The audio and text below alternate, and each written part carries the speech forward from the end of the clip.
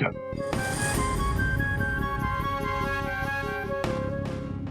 मेरे लिए क्या आदेश है बाबूजी?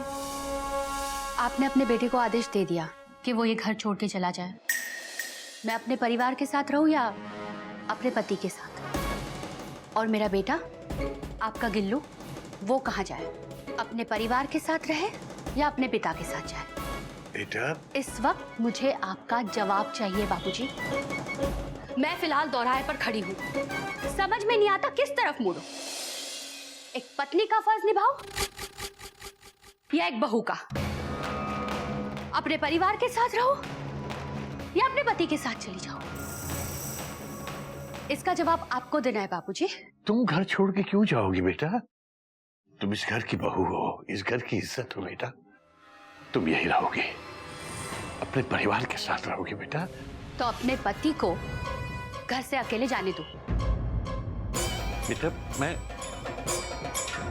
बाबूजी, कभी आपने सोचा है ऐसे हालात में हमेशा एक औरत ही पिसती है?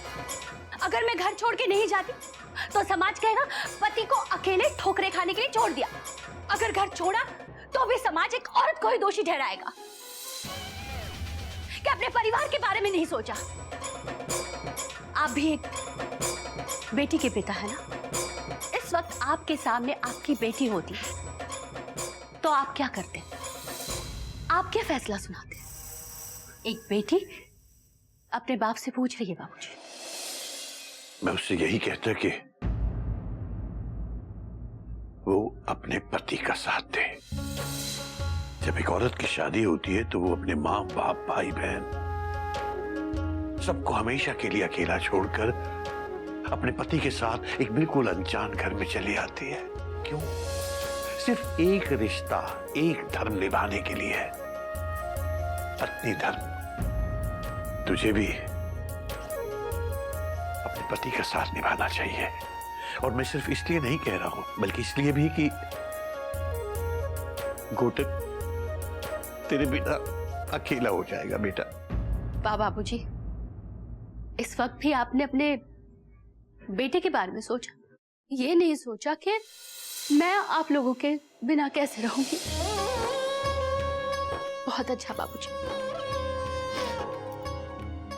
दादाजी, मैं आपको और चिड़ियाघर को छोड़ के कहीं नहीं जाऊंगा। तेरे बिना दादाजी भी कैसे रहेंगे बेटा? बाबूजी, ये सब क्या हो गया बाबूजी?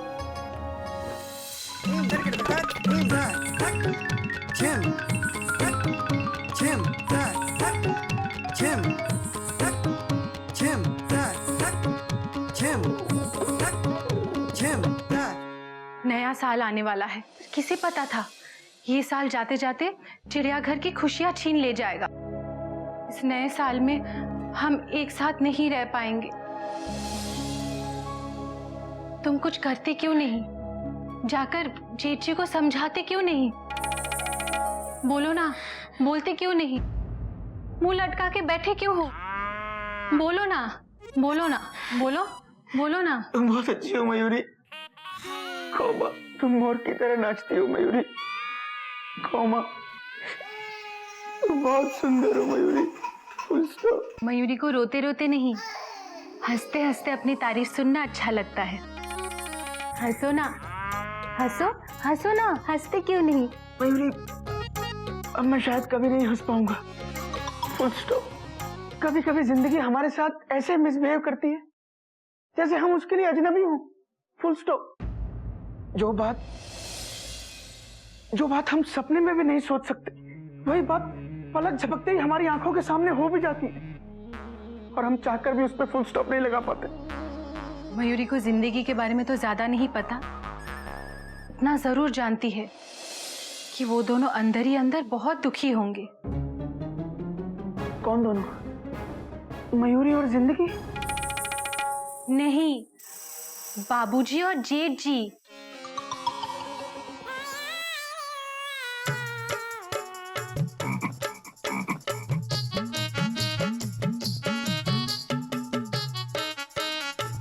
गधा भैया, इस चाकू से आलू छिल नहीं रहा। मेंढू, तुमने आलू उल्टा पकड़ा है, सीधा पकड़ो।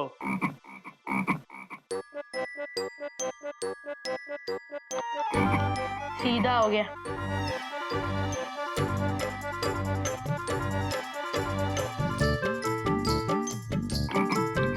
गधा भैया, आप तो बहुत स्मार्ट हो। मैं भी आप जैसा स्मार्ट बनना चाहता हूँ।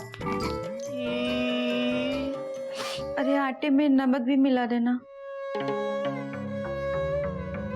गधा भैया, आपके आंसू आटे में मिल रहे हैं। मेंढू, आंसू के अंदर भी तो नमक होता है। अब वैसे भी हमने इस घर का बहुत नमक खाया है, पता नहीं कैसे इस घर का नमक चुकाएंगे। भैया, हम बाजार जाके 3 पैकेट ले आते हैं, सब एक एक एक चुका देंगे। हरिओम हरिओम।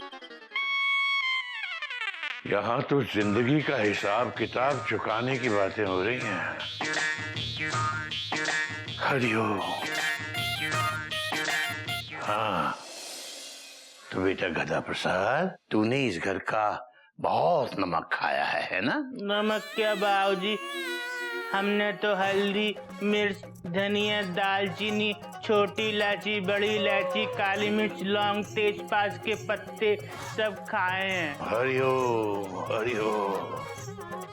अबे गधे, और जो तूने मेरा पूरा दिमाग खाया है उसका क्या, वो भूल गया? हे भगवान, ये दिमाग कैसे खाते?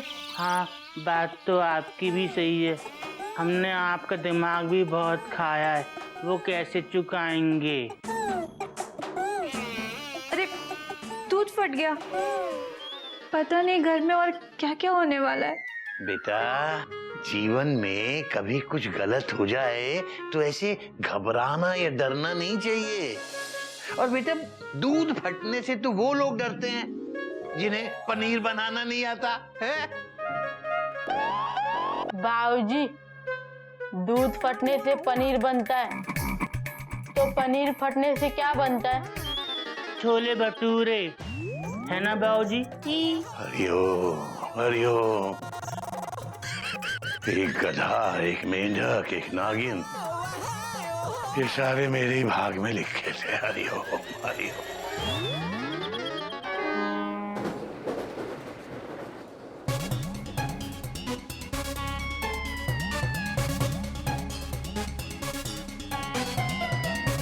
तो फिर तुमने क्या तय किया कोयल? औरत तय करने वाली कौन होती है? तय तो मर्द करता है। मर्दों का बैग निकाली, कपड़े भरे, बंद के उठा दी, चल दिए। रिश्तेदारी का बोझ सिर्फ एक औरत उठाती है, सिर्फ औरत। क्योंकि औरत एक पत्नी भी है, एक बहू भी है और एक माँ भी है। क्या गलत है और क्या सही, इसका फैसला करना मेरे लिए इतना आसान नहीं है। जो 3-3 हिस्सों में बंट चुकी हो ना, उसके लिए 3-3 बार सोचना पड़ता है। घर छोड़ के चली गई तो घर की बड़ी बहू हूं, बाबूजी का ख्याल कौन रखेगा? आपको अकेला छोड़ दिया तो आपका ख्याल कौन रखेगा? गिल्लू को अपनों से दूर किया तो उस पे क्या बीतेगी? ये सब कुछ मैं सोच रही हूं, आप नहीं। हम इतने साल से इस परिवार में रह रहे, यहाँ से जाने के बाद आने वाली जिम्मेदारियों का एहसास है आपको? कोयल, मुझे मेरी जिम्मेदारियों का एहसास है। कोयल, जितनी फिक्र तुम्हें गिल्लू की है उतनी मुझे भी है। मैं तुमसे वादा करता हूँ कोयल, हम कहीं भी रहे, गिल्लू को किसी भी चीज की कमी महसूस नहीं होने दूंगा मैं।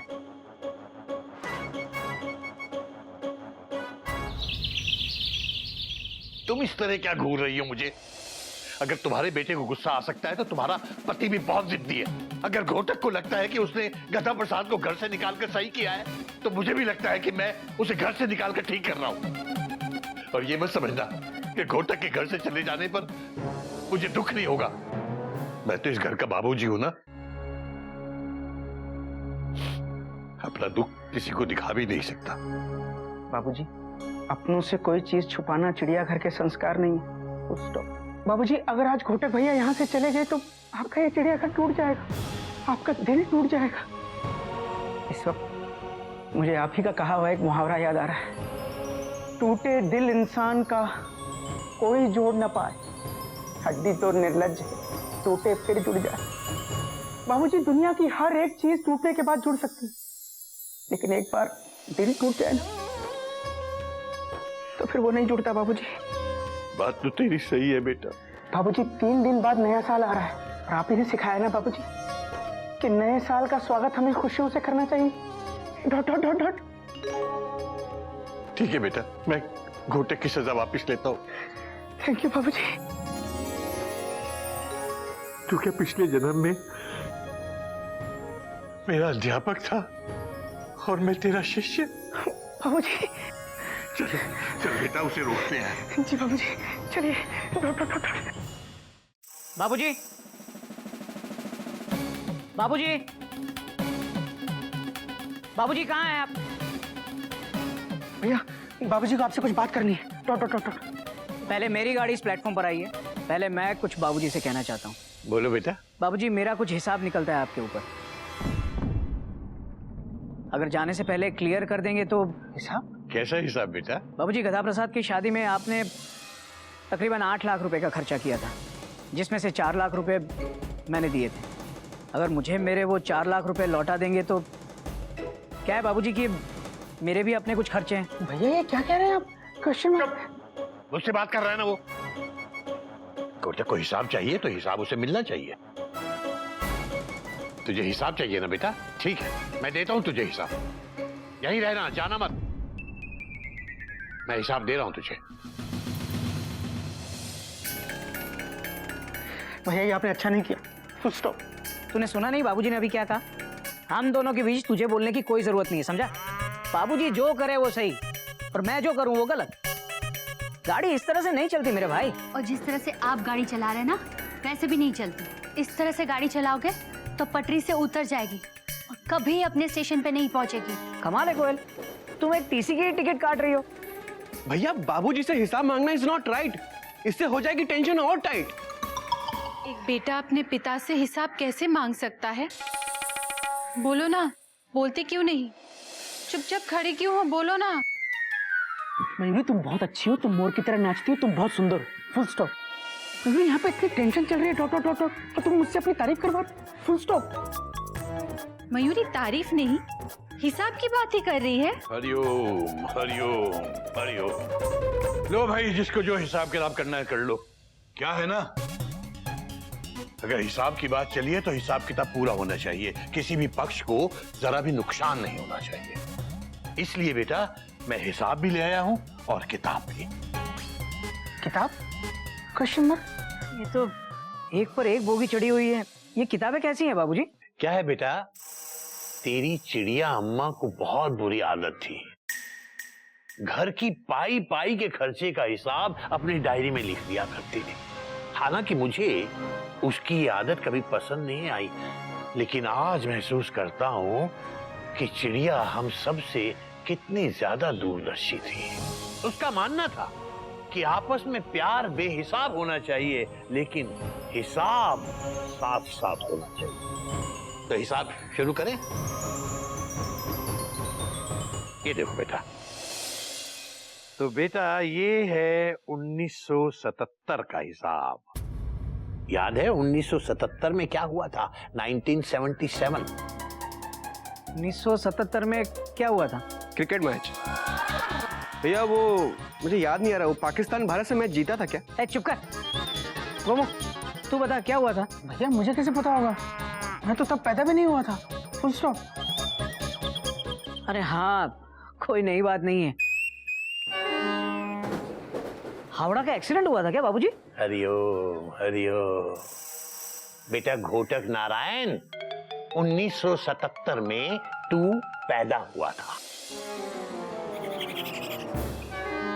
हाँ हाँ, कोई नई बात नहीं है बाबूजी। पैदा होना कोई नई बात नहीं है बेटा, लेकिन तेरे पैदा होने का खर्च 1012 रुपए। पूरी डिटेल इस डायरी में लिखी है। ये रहा बिल जच्चा बच्चा केंद्र बनारस 1012 रुपए। सिर्फ 1012 रुपए? 1012 रुपए बस? इतने सस्ते में पैदा हुआ था आपका बेटा बाबूजी। मेरे गिल्लू के टाइम तो 50,000 लगे थे।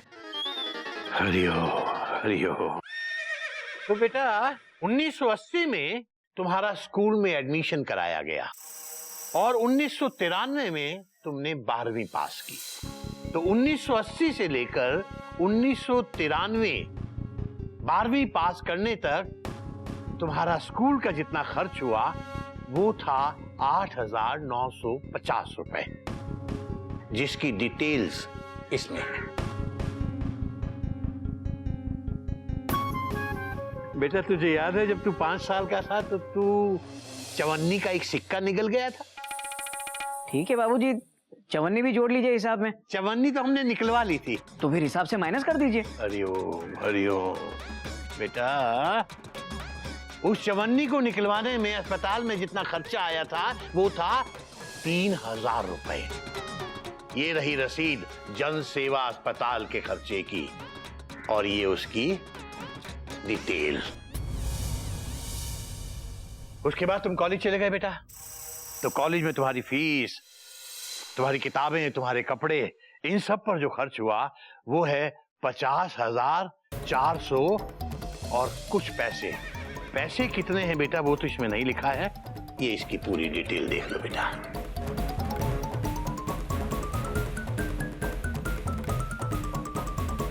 अब आई तुम्हारी शादी की बारी।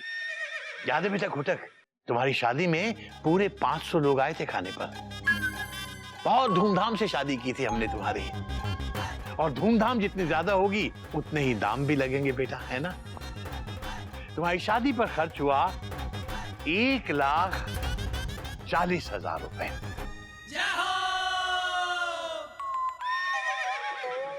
इसमें हमने अपने पैसे का सूद और मां के दूध का हिसाब नहीं लिखा है बेटा, क्योंकि चिड़िया ने वो लिखा ही नहीं। तो बेटा कुल मिलाकर ये होता है